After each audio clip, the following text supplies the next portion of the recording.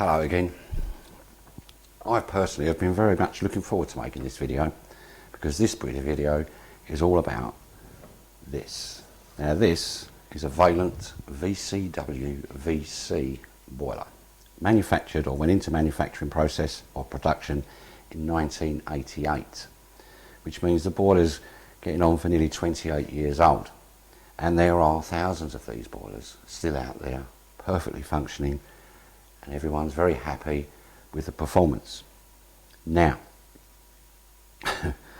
this boiler is without a doubt one of the most complex pieces of engineering that I have ever seen on a domestic boiler. It is quite scary to the especially to the uninitiated. Now it's very distinctive. It's quite easy to tell which boiler you've got or which model you've got, because the VCW was basically built like a tank, and that's why they're still around 28 years later. And if you look at the fascia, you've got your two dials here. You've got one for temperature, one for pressure, and it's a great dial because the pressure gauge is fantastic because it's got a minimum line and it's got a green section just above the one. Very easy for consumer use. You've got your two rocker switches here. You might have a single rocker switch if it's a VC. A VCW will have two for hot water and heating demand. You have a lockout button, lockout neon, and a lockout reset button, and then a thermostat temperature dial. Now unfortunately I haven't got a VCW, this is a VC, but the other thing is quite easy to tell is because the whole thing's built of metal, so there's very little to go wrong with it. If you tap the front there, that's metal. Now the VC has got a grey fascia, the VCW comes with a slightly beigey colour fascia, but basically they're both VCW boilers. Now over the years I've seen this boiler absolutely destroy some very good men and their confidence, and that's because they are incredibly complex. Just the hydraulic section alone, to watch it actually operate, is quite mesmerising. You could classify it as a boiler man's pornography. It is absolutely magnificent to watch, but as I said, to the uninitiated it can be quite terrifying.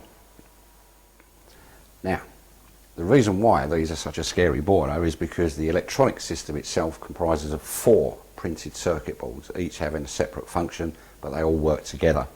And then you've got the hydraulic section again, which is extremely complex, comprising of servos, servo tubes, hydraulic diverter valves, water section valves, pistons, PD switches, it just goes on and on and on. Now it's taken me probably the best part of 10 to 15 years to really get my head around this boiler and be comfortable with it, and even so you still need to give this boiler a huge amount of respect when you walk in the kitchen and see it looking at you from the wall. And that's because if you're not careful, it will totally and absolutely humiliate you. So be warned.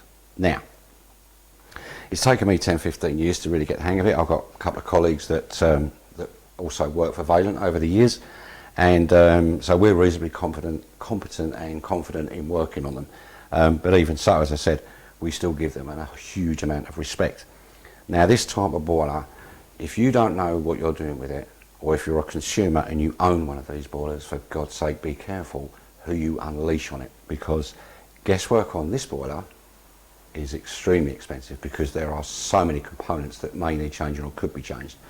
Even in comparison to something like this, the EcoTec more modern condensing boiler, this makes very short change of this. Even though this is state-of-the-art technology, this, believe it or not, was so ahead of its time. The efficiency differences between the two are virtually non-distinguishable. Fantastic bit of kit, ultra reliable, which is unbelievable considering the amount of technology and engineering that's gone into manufacturing and the processes involved. Absolutely superb piece of engineering, absolutely brilliant. However, from a consumer's perspective, this is where you're going to have the biggest problem, is that when you call someone in, if you have a problem with your VC or VCW, the most likely thing that people are going to say to you is when they see it, they'll probably take the front cover off, they'll probably look inside, poke around a bit for 45 minutes, and then you'll get things like, oh well, it's too old mate, it's not worth repairing, or parts aren't available for that boiler anymore, it's so old, it's not worth it. Oh, it's costing you a fortune on your gas bill, you'd be better off, you'd save so much money by putting a new condensing boiler in. Well, if you get any of that, is complete and utter rubbish. Or you maybe find someone who's brave enough to actually attempt to tackle the boiler and try and repair it, in which case you could end up spending hundreds of pounds on parts that you don't necessarily need.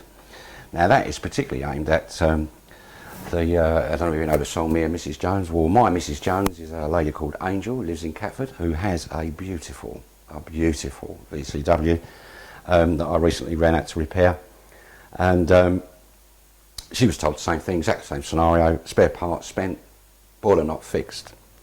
So it's a bit of a false economy. So your problem from a consumer's perspective isn't going to be either obtaining the parts or anything really. What your biggest problem is going to be is finding someone who actually knows how the boiler works, and then finding someone who actually knows how to diagnose and rectify the problems with it. Because all the parts for this boiler, well, all the working parts, not cosmetic, but all the working parts for this boiler are still readily available, and if you can't get them on the same day, you can definitely get them within 24 hours. And the parts actually are quite reasonably priced. The only time you've really got to take into consideration changing the boiler is if water leaks are these particular boilers' worst enemy, because they don't get treated or dressed when they're there, and because the boiler's all made of metal, they corrode, and then that can do a lot of damage long term, and then you might end up with requiring, or you might end up having to spend lots of money on lots of parts because they've all been damaged. So if you're getting bills or quotations of sort of £500–600 to repair the boiler, then you've got to really seriously think twice, because you can go and buy an Ideal Logic for what, 650 quid, you know. So you've got to weigh it up. But basically, if you need the boiler repaired and it's only going to cost you 200 to 300 quid, there's no reason why the boiler can't go on for a good few more years. It's a fantastic piece of kit, unbelievably reliable considering the technology and the complexity of the unit. But as I said, your biggest problem is going to be finding someone who actually knows how these work, and then finding someone who knows how to fix them.